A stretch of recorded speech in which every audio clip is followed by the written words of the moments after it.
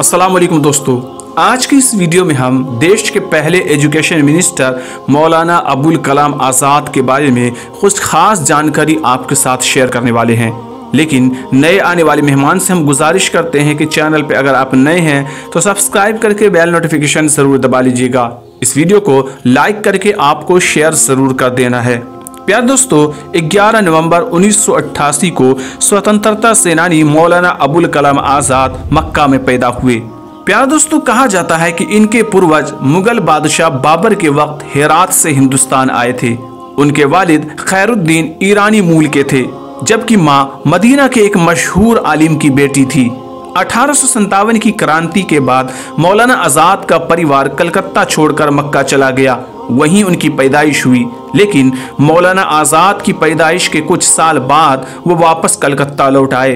वो आधुनिक विचारधारा के थे, इसलिए सर सैयद अहमद खां के विचारों से भी सहमति रखते थे।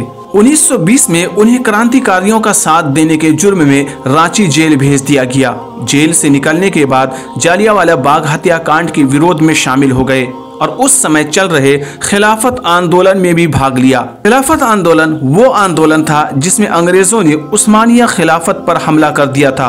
उस्मानिया सल्तनत तुर्की से लेकर सऊदी अरब तक फैली हुई थी। 1942 में मौलाना आज़ाद ने अंग्रेजों के खिलाफ भारत छोड़ो आंदोलन में भाग लिया और कई कांग्रेस नेताओं के साथ जेल जाना पड़ा। आज़ादी के बाद मौलाना आज़ाद देश के पहले शिक्षा मंत्री बने और देश के पहले IIT खड़गपुर का उद्घाटन भी किया। मौलाना आज़ाद भले ही हिंदुस्तान के बाहर पैदा हुए हो, लेकिन आखिरी वक्त तक हिंदू मुस्लिम एकता और एक हिंदुस्तान के लिए जिन्ना की मुस्लिम लीग के खिलाफ रहे।